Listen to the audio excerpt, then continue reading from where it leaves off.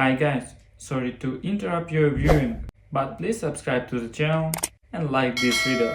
Thank you. It was Thanksgiving, the kind where everyone's pretending. Smiles too wide, cranberry sauce no one actually eats, and 1,000 little lies swirling around like the steam off the mashed potatoes.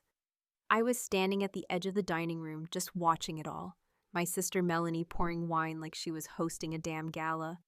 My mom fussing over the centerpiece like it mattered, and everyone acting like we weren't a family full of cracks. Then it happened. Melanie stood up, her voice sharp like glass in your mouth. You'll always be the disappointment of this family. Forks hit plates. Chairs scraped the hardwood. Even the damn dog went quiet. And Mom, she didn't say a word. Just took another slow sip of her wine like she didn't hear a thing.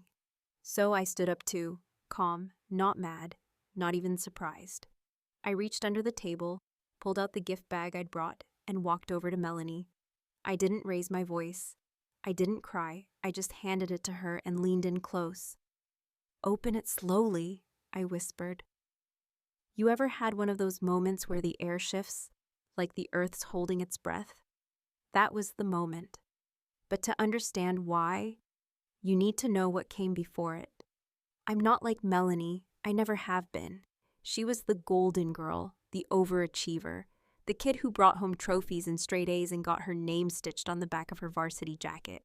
Me? I was the weird one, the one with paint under her fingernails and a journal full of bad poetry. I didn't shine the way she did, not in a way anyone in our family gave a damn about. Dad, he loved her like she was the sun, and she acted like she earned it. I remember one summer, I was maybe 10, I drew a huge mural on the back fence, spent all week on it. Birds, trees, stars, everything. Dad walked out, took one look and said, "You're wasting your time. That's not a real skill." Then Melanie came out holding a damn spelling bee trophy, and he picked her up like she'd just won the Nobel Prize. That's how it always was. She succeeded. I was strange. She was loud. I was quiet. She was the dream. I was, well, not. When Dad died, sudden heart attack 10 years ago, Melanie took over. Not just his bank accounts or the house, but the tone, the rules. She decided who was allowed to matter. And Mom, well, she just followed suit. I moved out of state, built a small life, small but mine. Art gallery assistant, part-time commissions. Nothing glamorous, but it made me happy. They never visited, never asked. I sent photos when I had my first show, got nothing back but a nice work from Mom that read like a grocery list. So when Mom called to invite me to Thanksgiving this year, after 3 years of silence, I hesitated. I almost said no, but something told me to go. Something in my gut. I brought a gift, just one. I showed up with a pie, a bottle of wine, and the bag. And from the second I walked through that door, I knew nothing had changed. Melanie's kids barely knew who I was. She introduced me like I was a neighbor, not her sister. This is Aunt Casey. She lives somewhere out west. I live in Portland. She knows that. I've told her like 10 times. Dinner was the usual ballet of passive aggression. Melanie bragging about her son's football scholarship, her daughter's Ivy League aspirations, and Mom clapping like a seal every time she opened her mouth. Then someone asked what I'd been up to. I said, actually, I just curated my first solo show. It ran 3 weeks, sold out. Silence, a beat. Then Melanie smirked. Oh, still doing your little art thing, huh? Some of us have real jobs. I laughed. I actually laughed because it was just so predictable. And that's when she said it. You'll always be the disappointment of this family. Here's the thing I want to ask you. If your own sister said that to you in front of your whole family and your mother didn't even blink, what would you do? Would you fight back? Would you finally say the thing you've been holding in since you were 12? Or would you do what I did? Smile and hand over the truth.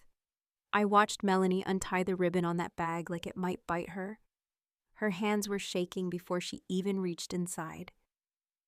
She pulled out the photo first. Just one. An old Polaroid, bent at the corners, faded, but clear enough. Our dad, smiling, holding hands with a woman none of us had ever seen before. And behind that photo, the envelope. Her eyes scanned the contents. She went white. She looked at me like I'd just set the house on fire. And I had. I watched her hands tremble as she unfolded the papers, and for the first time in my entire life, my sister Melanie looked small. Not delicate. Small, like a tower finally realizing the foundation's been rotting for decades. She didn't say anything, not right away.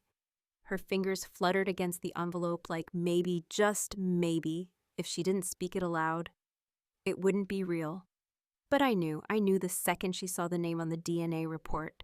That neat little lab logo, the dates, the numbers, the confirmation written in cold clinical language that even she couldn't spin her way out of. It was quiet. So quiet in that dining room I could hear the ticking of the wall clock in the next room.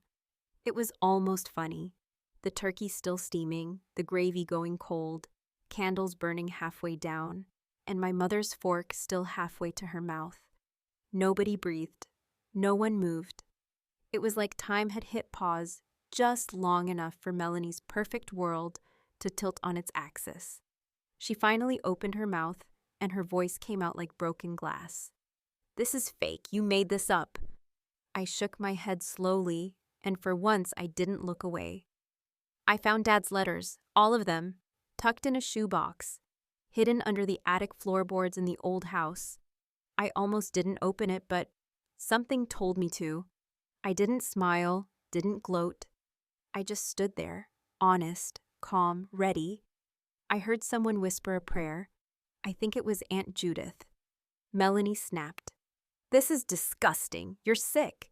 You dig up old lies just to ruin Thanksgiving?" And then Mom, God help me, my mother just cleared her throat and said, "She didn't ruin anything." Everyone turned toward her, even me. I wasn't expecting that. For decades, she'd played the background, stayed out of the line of fire, always adjusting napkins while emotional grenades went off around her. But now she sat there, hands folded in her lap, wine untouched, eyes on her eldest daughter like she was seeing her for the first time in a very long time. "It's not fake," Mom said. "It's not even new." Melanie blinked. "What the hell are you saying?" Mom sighed, and it came from somewhere deep, like it had been waiting in her lungs for years. "I knew about the letters. I found them before he died. I told myself they didn't mean anything, but they did. I knew about the other woman, and I knew..." Her eyes flicked to me. I knew Casey wasn't his. I didn't cry. I didn't even blink. I just let the words settle in my bones like I'd known them all along, because I had. Not the specifics, not the letters or the DNA, but the feeling. That thick, unspoken tension that always hung between me and my father. Like a wall we couldn't name but felt. Every time we stood in the same room, Melanie looked like she'd been slapped. "So you lied to us. All this time?" Mom nodded. "I thought I was protecting you both, but mostly, I was protecting myself from the shame, from the fallout. I thought if I just loved you both the same, it wouldn't matter." "Loved us the same?" I laughed then. It wasn't bitter. It was just tired. "Mom, I spent my whole life trying to earn half of what you handed her by default." "I didn't know how to do it," she whispered. "I didn't know how to hold the truth and still be your mother." And right there, something broke loose inside me. Not anger. That had already burned out a long time ago. Not grief. I'd worn that coat so long it had holes. It was more like release. Like all the years I'd held my breath in that house, all the birthdays spent pretending, all the years I believed I was defective or too soft or not enough. All of it just slipped off me like a wet coat in the rain. Melanie stood, her hands curled into fists. "You're not my sister." And I just looked at her, steady. Maybe not by blood, but I spent my life trying to be. "And you made damn sure I never had a chance." She stormed out of the room, heels clicking like gunfire against the hardwood floor, her kids trailing behind her, confused and quiet and a little bit scared. My uncle coughed. Someone reached for a dinner roll, and I just sat down, back in my chair, back in my own skin. Nobody said much after that. Conversation died. The food turned to paste in people's mouths. The facade had cracked, and everyone could see the mold inside now. After dessert, which no one touched, I found myself in the kitchen, scrubbing a dish that didn't really need scrubbing. My niece, Melanie's youngest, slipped in beside me. She was maybe 13, all awkward limbs and braces, eyes wide and a little sad. She didn't say anything, just handed me a towel. "I liked your painting," she said softly. And that almost made me cry. But I didn't. I just nodded. "Thanks, kiddo." Out in the other room, Mom was putting away leftovers in silence. Not penance, not yet, but maybe something close to it. I didn't bring the truth to hurt anyone. But sometimes, the only way to heal a wound is to tear off the bandage and let it bleed. And tonight, it bled. Later that night, after most of the guests had left and the last bit of stuffing had gone cold in its dish, I sat alone in the living room, staring at the fireplace that no one had bothered to light. It was dead quiet except for the hum of the fridge and the distant clink of my mom rinsing plates in the sink like nothing happened. Like we hadn't just lit a fuse under decades of silence. I could still feel the heat of the room where Melanie screamed, where the air went stiff with that kind of shame you can't sweep under the rug, no matter how nice the rug is. I thought I'd feel vindicated. I thought I'd feel something sharp and victorious, like maybe this was the moment I'd finally won the war that was started long before I could talk. But all I felt was tired, like bone tired, like I'd been holding up the weight of this lie with my own hands for so long that when it finally dropped, it almost took me with it. Mom finally walked into the room, drying her hands on a dish towel like it was just another night. She looked at me, then sat down on the opposite end of the couch. We didn't speak for a long time. "I always knew you felt it," she said, almost to herself. I didn't look at her. "You didn't stop her, at dinner, when she said what she said." Her lips pressed together. "I didn't know how." I turned toward her then, my voice low but steady. "That's the excuse of someone who never even tried." She closed her eyes. "I thought the truth would destroy you." "No, Mom. What destroyed me was sitting at that table year after year and realizing the truth already had. I just didn't know its name." She reached for my hand. I didn't pull away, but I didn't give it either. "You weren't a mistake," she whispered. "You were a moment. One I never planned, but you were never a mistake." I finally looked at her. "Then why did you treat me like one?" Her eyes watered, but no tears came. That was her thing. Always on the edge of feeling, never quite letting it fall. "I loved you," she said, "but I was ashamed, and I hated myself for that, so I put it on you. And when your father," her voice caught, "when he got sick, I knew it was all going to come out eventually. I just didn't think it would be you holding the match." "I didn't want to," I said, "but someone had to." We sat like that, with the quiet between us saying more than either of us ever had. In some twisted way, it was the first honest moment we'd shared since I was a kid. She nodded toward the kitchen. "Melanie won't speak to me." "She'll come around," I said, "or she won't. Either way, it's not your job to chase her anymore. She built herself out of lies just like you did." I raised her to believe she was owed everything. I let out a small breath of something between a laugh and a scoff. And I spent my whole life trying to prove I was worthy of anything. "She hated you for being free," Mom said. "Even when you had nothing, you weren't begging for their approval. That terrified her." "She hated me for existing," I replied. "And you let her." We didn't speak after that. She got up, kissed the top of my head, soft, hesitant, like she didn't know if she still had the right, and walked to bed. I stayed on the couch a while, watching the shadows move across the ceiling. I thought about Melanie's face when she read the DNA results, how her eyes went from rage to panic to something else entirely, loss maybe. I thought about how truth doesn't care about timing. It just waits, like mold under wallpaper, like rot in the beams. And I thought about the Bach and the one I'd found hidden deep in the attic of Dad's old work shed 2 months ago. a box labeled with nothing more than tax stuff, covered in dust thick enough to write in. Inside were 24 letters, all written to a woman named Joanna. I didn't know who she was at first, until I read one that ended with, "I wish I could tell Casey who she really is, but I'd rather she hate me than know what I did to her life." That's when I knew. I cried for 2 hours, not because of the lie, but because a part of him, some buried part, did care. He just didn't have the guts to live in the truth. And me? I'd spent my life picking up pieces I didn't know belonged to someone else. The DNA test was a formality. The truth was already pulsing in my veins. Not about my biology, about my worth. I wasn't a disappointment. I was inconvenient. I was the reminder that perfection was a performance, that silence doesn't make pain go away. It just keeps it neat for company. I got up, washed my face, and went to bed in the guest room. The sheets were stiff, smelled like detergent and secrets. Before I drifted off, I thought, truth is never the villain. It just wears the face of one when people spend too long pretending it doesn't exist.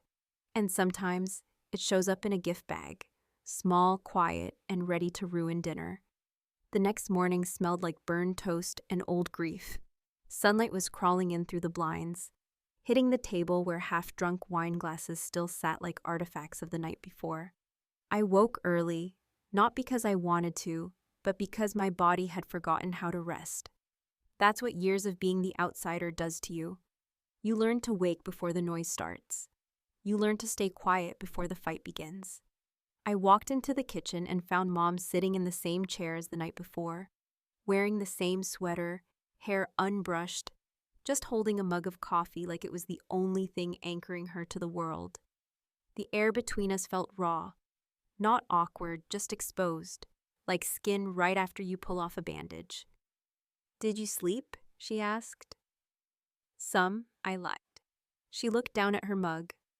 "Melanie called at 3. Said she's not coming back." I shrugged. Didn't really think she would. "She said some things I think she'll regret." I sat across from her, pulled one of the crumpled napkins from the table, and started folding it just to have something to do with my hands. "Yeah, well, that's kind of her thing, isn't it?" She didn't argue. For a moment, I could almost pretend we were just two women, tired from the holidays, talking like equals. But that's the fantasy, right? That you can ever scrub history off enough to start fresh. The truth is, it sticks. It lingers in the pauses between words, in the weight behind every look. She finally asked, "Why now? Why did you bring it here, on this day, like that?" I looked at her, really looked. Because I was tired of pretending I was okay. I'm not, I haven't been for a long time. Every time I walk into this house, I feel like I'm standing trial for a crime I don't remember committing, and I needed to stop putting on the same mask you all wear. She swallowed hard. But this, it's blown everything up. No, Mom, I didn't blow it up. I lit a match in a house already full of gas. You and Dad did that. Melanie helped. I just refused to choke on the fumes any longer. She looked older in that moment than I'd ever seen her. Her hands shook slightly as she reached for a piece of toast and didn't eat it. I think she knew I was right. She just didn't have the tools to say it. "I never wanted you to feel unwanted," she said, so softly I almost missed it. I didn't respond right away. I needed the silence to land. I needed her to sit in it. "You didn't have to say it," I finally said. "I lived it." She nodded like it physically hurt. Maybe it did. That's the thing about guilt. It's heavy when you finally stop pretending it's not there. After a while, we started moving around the kitchen, not talking, just clearing the remnants of the night. She handed me the Tupperware lids. I packed the mashed potatoes. We danced around each other in a rhythm that felt new and painfully old at the same time. It was around 9 when the doorbell rang. We both froze. Mom gave me a look. One that asked, "Did you tell anyone else?" I shook my head. She opened the door, and there stood Melanie's husband, Paul. He looked tired, not angry, not even surprised. Just tired in that deep, soul-heavy way that comes when you've been pretending your marriage was fine for longer than it really was. She sent me to get the kids' jacket, he said. They left them here. Mom gestured silently toward the hall closet. I stayed in the kitchen. I didn't want to see him.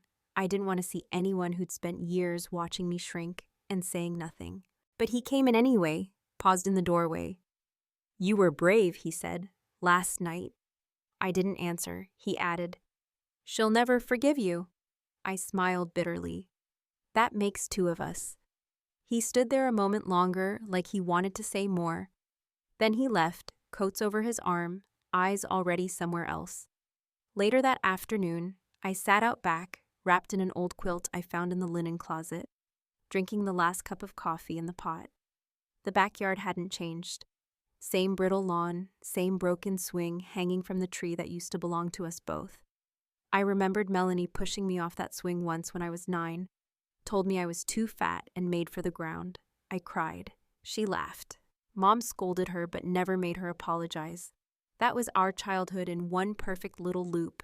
Hurt, pretend, move on. And now I'd broken the loop. I didn't know what would happen next. Maybe Melanie would cut me off forever. Maybe Mom would retreat into that cold, polite distance she'd always used when she didn't want to deal. Maybe nothing would change except me. But that's all I ever needed. People think the hardest part of telling the truth is the fallout. It's not. The hardest part is trusting yourself enough to finally say it. I wasn't their mistake. I wasn't their secret. I was their reckoning. And I was done whispering. It's been 3 days since Thanksgiving, and I still haven't heard from Melanie. Not a text, not an email, not even some half-assed quote posted to her Facebook timeline that could be about me or about her toenail polish for all I know. And honestly, that silence is louder than anything she screamed across that dinner table. Louder than, "You're the disappointment." Louder than her feet storming down the hall. Louder than the sound of our mother's voice breaking for the first time in decades. Silence like that doesn't feel like peace. It feels like punishment. I drove home yesterday, 6 hours in my rusted-out Corolla with too much time and not enough music to drown out the mental replays. I kept seeing her face when she saw the DNA report, kept hearing her say, "You're not my sister," like it was supposed to gut me. And maybe it did, maybe it still does in some small corner of my chest. I haven't cleaned out yet. But there's another voice now, a louder one I didn't even know I had. You never were, not in the way I needed. It's funny. For years, I thought I was waiting for her to include me, to acknowledge me, to give me the kind of love she handed out to her kids like juice boxes. But the truth? I was waiting to outgrow needing it. And I think I finally did. When I got home, there was a letter in my mailbox. Not from her, from Mom. It was handwritten, folded 3 times, shaky in places where I could tell she stopped to cry. She didn't apologize, not really, but she told the truth. She said she knew. She said she'd known from the moment she found out she was pregnant. Not because of some scandalous confession from Dad, not because of a test or a timeline, but because she felt it. She said every time she looked at me, she felt both love and fear, and she didn't know how to live with both. So she chose fear. She said it wasn't the right choice, but it was the only one she knew how to make. At the end of the letter, she wrote something that stuck to my ribs. You were always mine, even if I didn't know how to claim you. And that broke me in a way I didn't expect. Because it wasn't perfect. It wasn't some tear-streaked, award-winning monologue. It was real. And real is messy and slow and doesn't arrive on time. But it arrived. I haven't decided whether I'll write back yet. Melanie? I don't know if we'll ever speak again. I meant it when I said she built herself out of lies. She wrapped herself in approval and performance and control and called it family. And I was the stain she could never scrub out, the reminder that something wasn't as clean as she needed it to be. But I'm not angry anymore. I think I'm just finished. I left the letters from Dad in a box on my bookshelf. I don't read them every day. I don't cry over them anymore, but I don't hide them either. Sometimes the truth doesn't need to be spoken out loud every time. It just needs a place to sit where it can breathe, where it can stop festering. The photo, the one of him and the other woman, Joanna, I kept it. I don't know why. Maybe because it makes him feel real to me. Not the version of him that picked Melanie up at every recital, but the version that screwed up. The man who made bad choices and paid for them in silence. The man who might have loved me in some buried way he didn't know how to show. It's weird. The things we keep to remember who we are. I don't regret what I did. I don't regret the gift bag or the whisper or the moment Melanie looked like the floor dropped out from under her. Because that moment wasn't about revenge. It was about freedom. Mine. For the first time in years, I slept last night without grinding my teeth, without curling into myself like I was waiting for another shoe to drop. There's still pain, still mess, but there's space now too. And maybe that's all I ever really wanted. Not a family that looked perfect, but a life that didn't need pretending. You don't always get the apology. You don't always get the hug or the understanding or the movie ending closure, but you get your voice. And when you use it, really use it, it's like cutting a hole in the ceiling of a house that never let in light. I don't know what Christmas will look like. Maybe I won't be invited. Maybe I won't go even if I am. But I do know this. I didn't ruin Thanksgiving. I just stopped lying for dessert.